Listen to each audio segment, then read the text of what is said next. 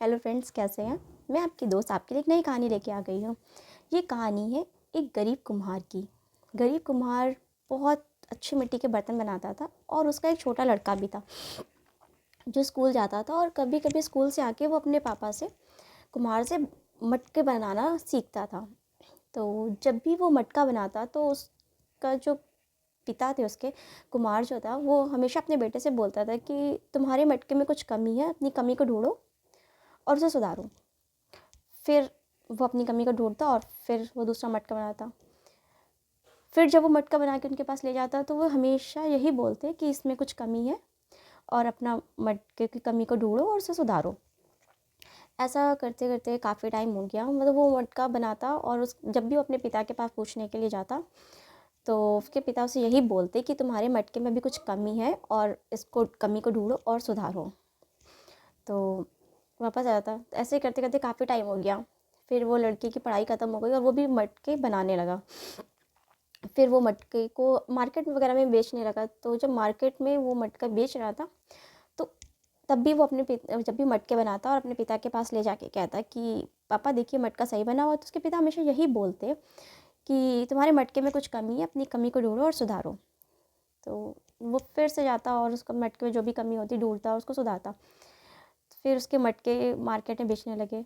जहाँ पे वो मटके बेचता था वहाँ पे उसका मटका जो था वो 500 रुपये में बिकता था। वहीं पे उसके पिता का जो मटका था वो 400 रुपये में बिकता था। जब ऐसा करते काफ़ी दिन हो गए तो फिर वो मटका बना रहा था एक दिन, और उसने अपने पिता को दिखाया कि देखिए पापा मेरा मटका कितना अच्छा बना हुआ है। तो उन्होंने देखा, उन्होंने कहा कि मटका तुम्हारे मटके में कुछ कमी है और इसको सुधार, अपनी कमी को ढूंढो और सुधारो।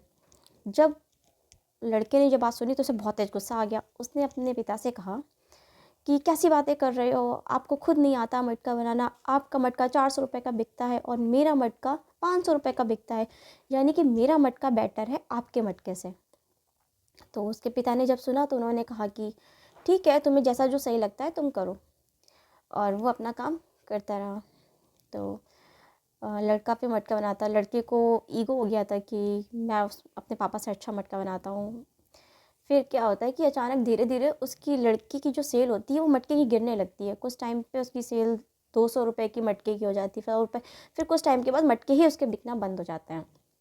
अब वो बहुत परेशान हो जाता है। फिर वो अपने पापा के पास जाता है, कुमार के पास, और बोलता है कि पापा पता नहीं क्या हुआ कि मेरे मटके अचानक से बिकना बंद हो गए हैं, पता नहीं क्या दिक्कत आ गई।